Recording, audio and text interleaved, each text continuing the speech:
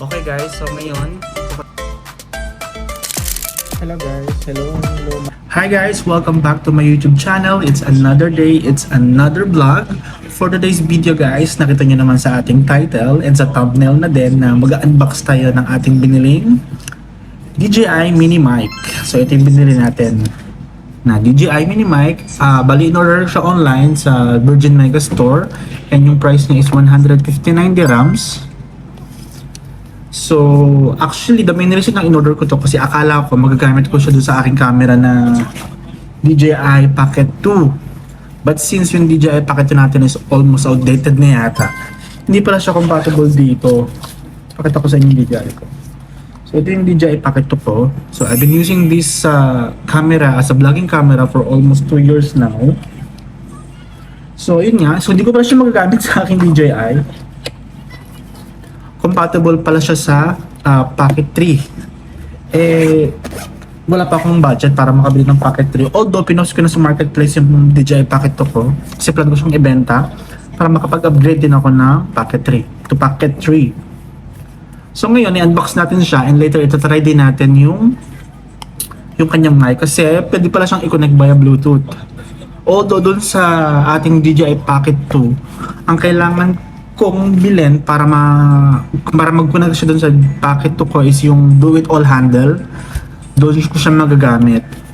But ayoko na masyadong mag-spend ng money dun sa aking DJI Pocket 2 kasi ang planning to upgrade na to Pocket 3. So yun ang ating reason. So later after natin unbox, itatry natin siya i-connect dito sa ating phone. By the way, ang ginagamit kong sa pagbablog today is itong ating iPhone 14 Pro Max.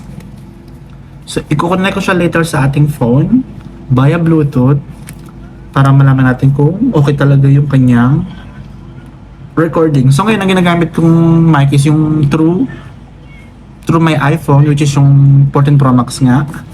And let's see later after natin unbox. Okay guys, let's start the unboxing. So open na natin tong ating in-order na DJI Mic Mini. So nabuksan ko na siya kanina.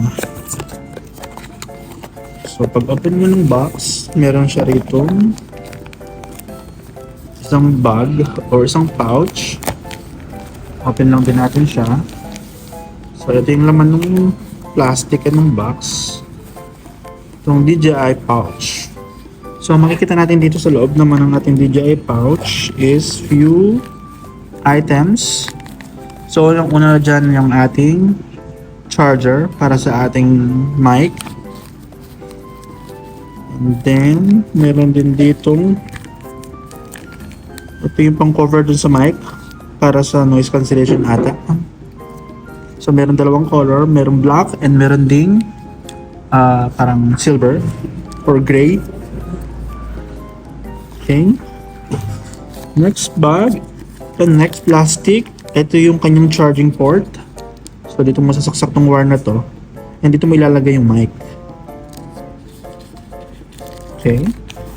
And meron din dito, ito na yung ano niya. Mic, ito na yung mismong mic niya na merong magnet. Grabe yung magnet, ang ang lakas ng magnet niya. So, ito yung pinakang mic. Ang sabi sa instruction, press lang to. And then magka-color blue. Yan. Tapos press mo to para mag-connect yung Bluetooth sa phone. Okay. So, ito yung laman ng box ng DJI Mini Mic. Okay guys, so ngayon, i-connect na natin yung DJI Mic Mini camera sa phone natin via Bluetooth. Ito natin yan. So ngayon ang ginagamit lang natin is itong external microphone ng ating camera, which yung ating iPhone 14 Pro Max. Na-connect na natin yung ating DJI sa ating phone. So ngayon, ginagamit na natin yung kanyang microphone. And I hope okay yung registry, okay yung sa recording niya mamaya pag sinave na natin tong video. Hello mic test, hello mic test, hello. So ayun guys, ngayon ginagamit natin tong DJI Mini Mic natin sa phone. Ayan, let's see kung naririnig niyo ako. I hope naririnig niyo ako kahit mahina lang yung boses ko. So by the way guys, itong itong DJI mic hindi siya gagana kapag ginamit nyo yung installed app from Apple. So kailangan nyo mag-download ng third party camera. So nag-download lang ako sa Play Store ng app, camera app para magamit siya. Kasi tinry ko kanina using the phone camera app. Hindi siya gumagana.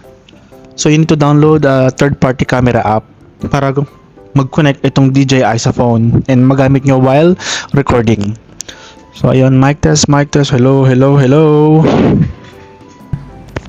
So that's it for today's video. See you on my next vlog. Bye bye.